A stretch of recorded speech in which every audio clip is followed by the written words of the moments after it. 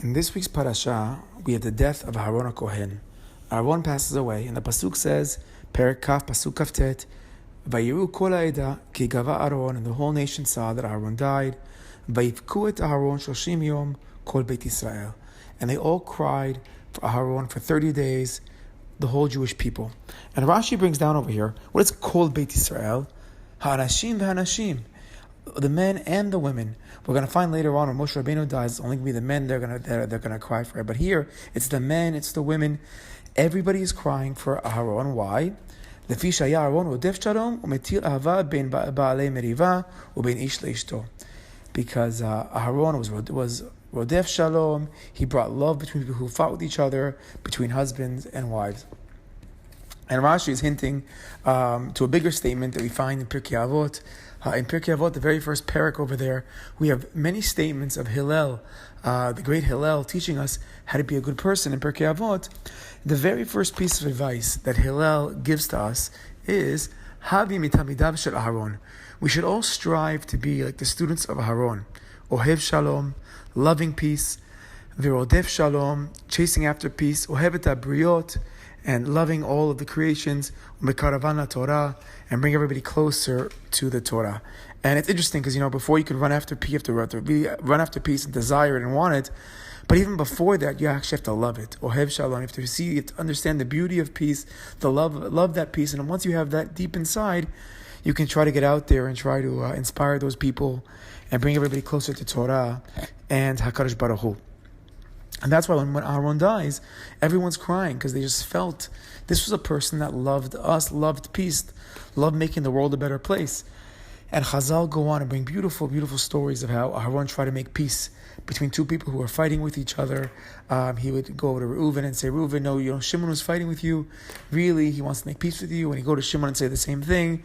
And there's many, many midrashim going on through what was Aharon's way of trying to inspire the people. But it also says that a major part of what he did was he brought shalom bayit between husbands and wives.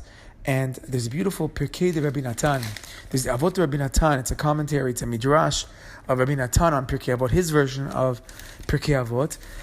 In the 12th parak, it goes through a lot of the midot of Aharon, that people would even walk by them and he'd come up with such a smile, such a love, and he just loved people so much that when the second they would see him, they would be like, oh my God, I have to do tshuva right now, because if Aharon loves me, even though he must not know what kind of a sinner I am, I must do tshuva right now, because if this great guy wants to be my friend, I got to be a better guy. But there's a beautiful statement over there that says that when he died, so everybody came to his funeral, everybody was crying, and if you looked around, there were thousands of kids with the name Aharon. And why were they named Aharon? Their parents named them Aharon because the parents felt that it was Aharon's doing that brought the shalom bayit between them when they were having those tough times, that they said, oh, as hakarat tov to Aharon for all he did for us, we're going to name our next child Aharon, just for all the stuff that he's done for us. So thousands of little boys were named Aharon. So if you realize thousands of boys were named Aharon, how many girls were probably born as well?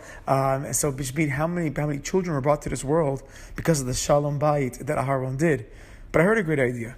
Did Aharon really sit there and speak and do counseling with thousands of people? Now, the midrashim say that, he really did sit down and counsel people and help people.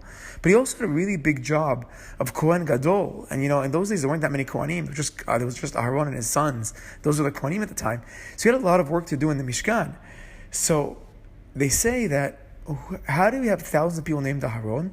It wasn't that he actually sat with thousands of couples, but rather, when people looked at Aharon and they just saw how much he loved the Jewish people, how much he helped people, and they saw his wife and his relationship with his wife, it just inspired so many people that said, wow, I want to be like Aharon.